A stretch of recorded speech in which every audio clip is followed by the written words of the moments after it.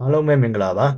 ဒီနေ့ကျွန်တော်ပြောပြခြင်းတဲ့အကြောင်းအရာကနည်းနည်းတော့ပြောရခက်ပါတယ်ဒါပေမဲ့ကျွန်တော်တို့ယောက်ျားလေးတော်တော်များများဒါမှမဟုတ်လူငယ်တော်တော်များများတိတ်တဆိတ်ရင်ဆိုင်နေရတဲ့ပြဿနာတစ်ခုပါအဲ့ဒါကတော့ညဉ့်ညမ်းဗီဒီယိုတွေကြည့်တဲ့အကျင့်ကိုမဖြတ်နိုင်တာပါဒီတစ်ခါပဲကြည့်တော့မယ်လို့ကိုဂရိတွေရာနှုံးပြစ်ပေးထားပေမဲ့ညဘက်တယောက်တည်းရှိချိန်မှာဖုန်းကိုပြန်ကင်မိနေတော့မယ်လားပြီးသွားတဲ့အခါမှာတော့စိတ်တက်ကြတာကိုအပြစ်တင်နာတွေနဲ့ပဲလဲထွက်မရဖြစ်နေပြီလားမင်းတို့တယောက်တည်းမဟုတ်ပါဘူးဘာတဝမ်းမှာလူတန်းမောင်းများစွာဒီပြဿနာကိုရင်ဆိုင်နေရပါတယ်။ဒါပေမဲ့သတင်းကောင်းတစ်ခုကဒါကိုပြုပြင်လို့ရပါတယ်။ဒီနေ့ဗီဒီယိုမှာတော့ကျွန်တော်ကဒါကိုအကျင့်စာရိတ္တပိုင်းဆိုင်ရာအနေမဆွေးနွေးပါဘူး။သိပ္ပံနေကြတဲ့ behavioral psychology အပြုအမူပိုင်းဆိုင်ရာစိတ်ပညာရှုထောင့်ကနေဒီတန်တရားကနေဘယ်လိုရုံထွက်ရမလဲဆိုတာကိုအဆက်လိုက်ရှင်းပြပေးသွားမှာပါ။ဒီဗီဒီယိုကနည်းနည်းတော့ရှင်းနိုင်ပါတယ်။ဒါပေမဲ့အဆုံးထိကြည့်ပြီးပါခင်ဗျာ။ဘာလို့လဲဆိုတော့ဒီဗီဒီယိုကခင်ဗျားတို့ရဲ့ဘဝကိုပြောင်းလဲပေးနိုင်လို့ပါ။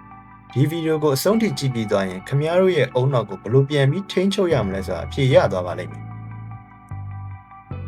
အရင်ဆုံးကျွန်တော်တို့အုံနောက်ထဲမှာဘာတွေဖြစ်နေလဲဆိုတော့နည်းနည်းလေ့လာကြည့်ကြရအောင်။ကျွန်တော်တို့အုံနောက်မှာအဓိကအစိတ်ပိုင်းနှစ်ခုရှိပါတယ်။ပထမတစ်ခုကအုံနောက်ရဲ့အလယ်ပိုင်းမှာရှိတဲ့ nucleus accumbens လို့ခေါ်တဲ့နေရာပါ။သူက the reward system လို့ခေါ်တဲ့ဆုလက်စနစ်နဲ့သက်ဆိုင်ပါတယ်။သူက dopamine ဓာတ်ကိုထုတ်ပေးပါတယ်။ခင်ဗျားတစ်ခုခုစားချင်တာတစ်ခုခုလုပ်ချင်တာကဒီစနစ်ကြောင့်ပါဒုတိယတစ်ခုက the prefrontal cortex လို့ခေါ်တဲ့ဆုံးဖြတ်ချက်ချတဲ့အပိုင်းပါဒါကခင်ဗျားရဲ့နှစ်ဖူးနောက်တဲ့မှာရှိပါတယ်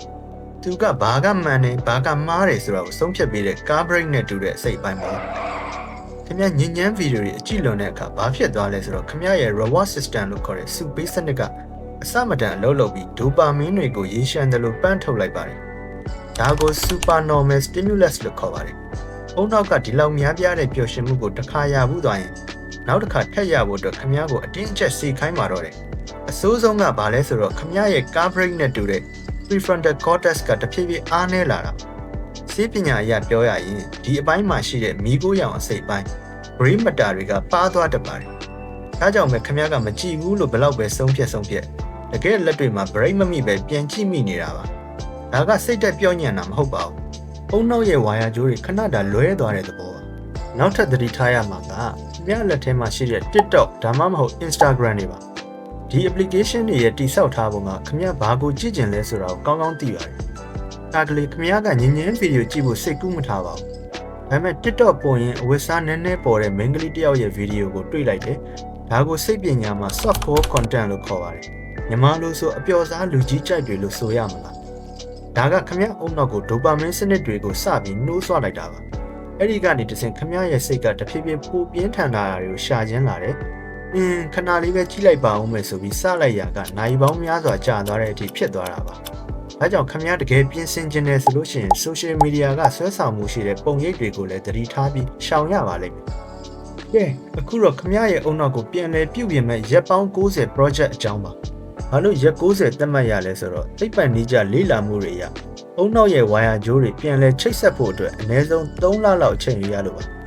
ါပထမအဆင့်ကတော့1ရက်ကနေ9ရက်နေ့အထိပါဒီရက်တွေကအခက်အခဲဆုံးပါခမ ्या ရဲ့အုံနောက်ကဒိုပါမင်းငတ်ပေးစိုက်နေတဲ့အတွက်စိတ်တူတာအိတ်မပျော်တာကြည်ကျင်စိတ်အစမတန်ပြင်းထန်တာတွေဖြစ်နိုင်ပါတယ်ဒီအချိန်မှာခမ ्या လောက်ရမှာရှင်သန်မှု survival ပါပဲ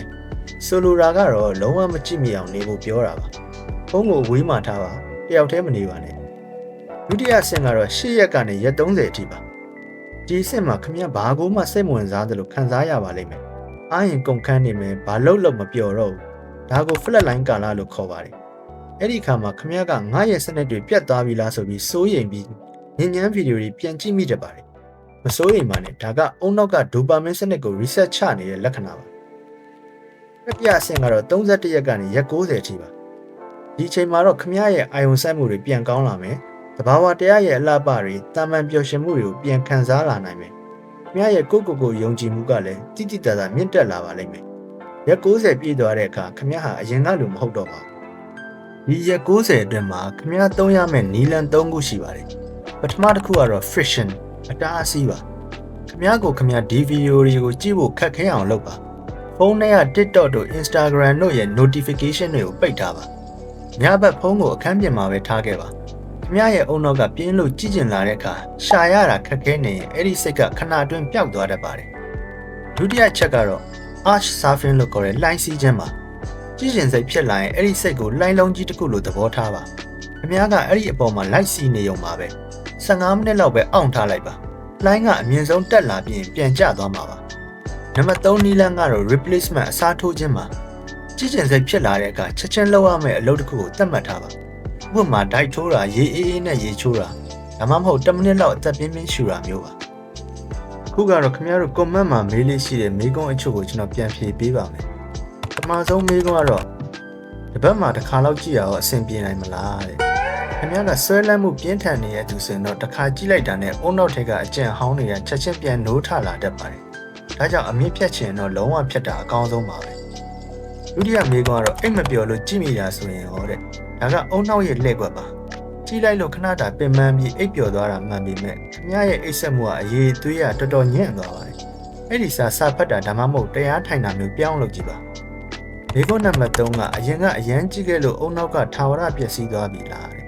လုံးဝမဟုတ်ပါဘူးကျွန်တော်တို့အုံနောက်မှာ neuroplasticity ဆိုတဲ့ပြုပြင်ပြောင်းလဲနိုင်စွမ်းရှိပါတယ်ခင်ဗျားကအခုကစပြီးဖြတ်လိုက်မယ်ဆိုရင်အုံနောက်ကသူ့လိုလိုပြန်လဲကုသသွားမှာပါနောက်ဆုံးမေးခွန်းကတော့အမားပြန်လုပ်မိရင်ဘာလုပ်ရမလဲတဲ့အမားပြန်လုပ်တာကရှုံးနေတာမဟုတ်ပါဘူးအဲ့မှာရင်ရက်မပစ်လိုက်ပါနဲ့ခင်ဗျားဘယ်နှရက်အထိအောင်မြင်ခဲ့လဲဆိုတာကိုပြန်ကြည့်ပါတစ်ခါမားတာနဲ့အကုန်သွားပြီဆိုတဲ့စိတ်ကိုဖျောက်ပြီးချက်ချင်းပြန်ထားပါညရဲ့ခရီးစဉ်ကဆက်ရှိနေတော့ပါပဲဗီဒီယိုကလည်းတော်တော်လေးရှည်သွားပါပြီအဆုံးထိကြည့်ပြီးတဲ့အတွက်ကျေးဇူးအများကြီးတင်ပါတယ်ကျွန်တော်နောက်ဆုံးပြောချင်တာကဒီခရီးစဉ်ကခက်ခဲပါတယ်ဒါပေမဲ့ဒါဟာခင်ဗျားလုံနိုင်တဲ့အရာပါခင်ဗျားဒါကိုအောင်မြင်သွားတဲ့အခါခင်ဗျားရဲ့မျက်လုံးတွေကပိုတောက်ပလာမယ်စိတ်ဓာတ်တွေပိုကြန့်ခိုင်လာမယ်လူတော်တိုးရဲလာမယ်အရေးကြီးဆုံးကတော့ကိုပြန်ပြီးချစ်လာနိုင်တာပါပဲခင်ဗျားရဲ့တန်ဖိုးရှိတဲ့ဘဝကိုဒီလိုဗီဒီယိုတွေထဲမှာပဲအကုန်မခံလိုက်ပါနဲ့ခင်ဗျားမှာလှုပ်ရှားအကျိုးရှိတဲ့အလုပ်တွေအများကြီးရှိပါသေးတယ်ဒီဗီဒီယိုကခင်ဗျားအတွက်အားစေးတစ်ခွက်ဖြစ်မယ်လို့မျှော်လင့်ပါတယ်ညဉ့်ညမ်းဗီဒီယိုတွေအကြည့်လွန်ပြီးဖြတ်ဖို့ခက်ခဲနေသူတွေရှိပါသလားကွန်မန့်မှာရေးသွားပေးပါဦးတယောက်နဲ့တယောက်အားပေးကြရအောင်ပါဗီဒီယိုကိုကြိုက်နေတဲ့တဲ့ဆိုရင် like လုပ်ပြီးခင်ဗျားရဲ့တငယ်ချင်းတွေစီကို share ပေးပါသူတို့လည်းဒီပြဿနာကိုတိတ်တဆိတ်ရင်ဆိုင်နေရတာဖြစ်နိုင်ပါတယ်နောက်ထပ်စိတ်ပညာနဲ့ဘဝတိုးတက်ရေးဗီဒီယိုတွေကြည့်ဖို့အတွက်ကျွန်တော်ရဲ့မြန်မာ Mind Logic Channel ကို subscribe လုပ်ထားဖို့မမေ့ပါနဲ့ခင်ဗျာအောင်မြင်တဲ့နေ့လေးဖြစ်ပါစေအားလုံးကိုကျေးဇူးတင်ပါတယ်ခင်ဗျာ